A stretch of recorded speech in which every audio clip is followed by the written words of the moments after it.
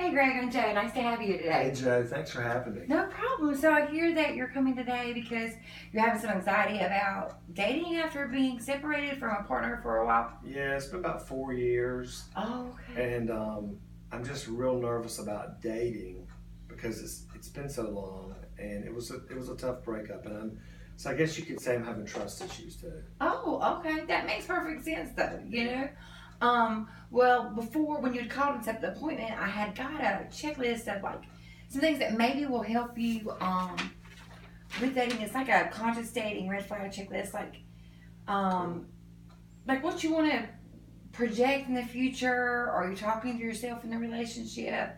Danger signs like red flags to look for in someone. Um, but what do you think makes you most anxious about dating? Well, a couple things. I think it was thank you. I You're think it welcome. was such a bad. Um, it was sort of a codependent relationship to start with, Mm-hmm.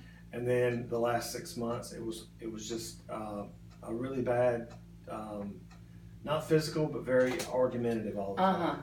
And it really wasn't anything I want to live through again. Right. I had a lot of stress after it, and I felt bad about myself. So Yeah. it's made me very leery to want to even pursue a relationship. And it's probably, I would say, probably some self-esteem stuff in there too. Okay. Okay. That's definitely something I can help with. Okay, So cool. what I'm hearing is that you're you maybe a little bit more anxious than usual because you had such difficulties in that relationship. Yeah. So that kind of set you up to be really guarded and less vulnerable than normal, Yes. right? So Yes. some things that we could work on are self-esteem issues, ways to be more vulnerable and like trust yourself. Because what I'm hearing is maybe you just don't trust your intuition with people Yes. because of the previous relationship. Yeah, and making sure that I make good decisions Yeah. about someone to date. And also too, I feel like I'm not physically where I want to be. You know, like Okay. I don't think someone would find me real attractive. Okay. So I'd like to hear what your thoughts are on like what I could do to Okay, well, one, you need to be aware of what you think attractive is. Do you know what I mean? Like, yeah, what are your ideals? Are your ideals just physical? Do you know what I mean? yeah. Do you think that's all that you have to offer someone? Well, I think in the world that I run in, Yes, sir. a lot of it is more physical driven. Right. You know, which is it's sad, but it's just the way it is. I feel like no one's ever really loved me for inside. Right. What's Right. inside? It's just the outside. So what I'm hearing is that you're really scared to show that inside. Well, not to just if it were the right person, if I felt like it was the right person, but I don't even know where to start with that. Okay. So we need to like look at some resources for where you could meet someone. Okay. You know, like someone that has the same values and beliefs that you want to. And I'm not sitting there saying that you shouldn't work on what you think physical beauty is, because that's important too. Like you being comfortable in your own skin is completely important in moving forward. And you have to be at a certain place, I think, to have a good relationship, to where you really like yourself. Because if you don't like or accept or love yourself, there's no possible way that you can like or love or accept someone else. Right. And I think that you know that.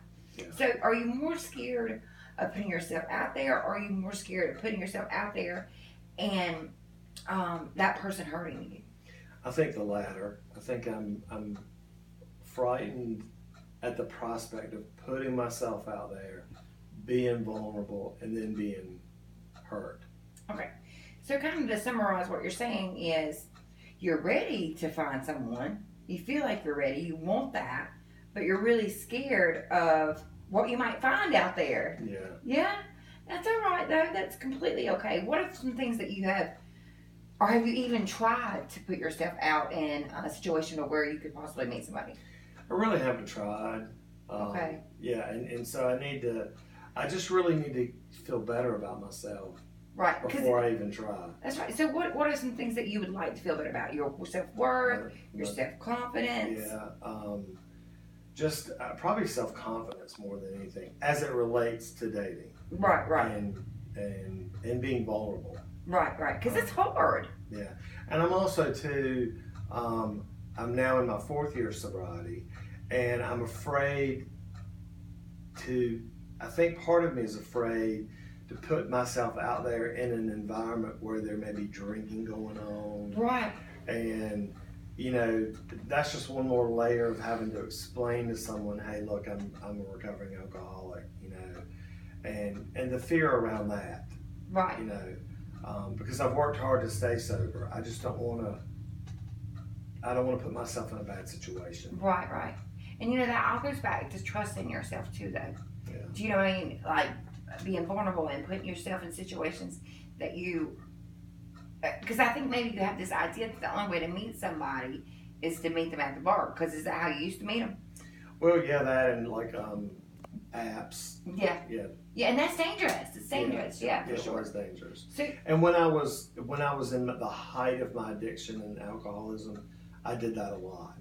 And so, in a way, I'm very grateful that I didn't get hurt. Yeah. So, but I don't want to go back to that again. And that's no way to meet a potential lifelong partner. For sure.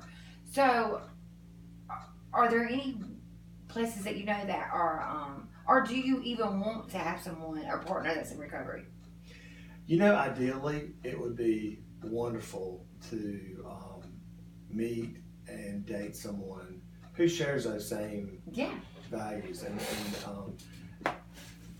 but I have no idea how to do that. I will say that I've met a couple of people in the rooms that are gay, but I have no desire to. My beliefs are not aligned with their beliefs. You're right. So I just don't want anything really to do with them. Right. So it's hard. You Right. know, that just adds yet another layer of what seems to already be impossible. Right. You know? So, what are some ways that you think that maybe you could work on yourself? Do you know what I mean? Like to build that confidence. I think for me, if I were to go to the gym and start feeling better about my physical self, that would at least be a step in the right direction. I think that you're completely right about that. Yeah. I mean, really. You like that? I do like that. I do.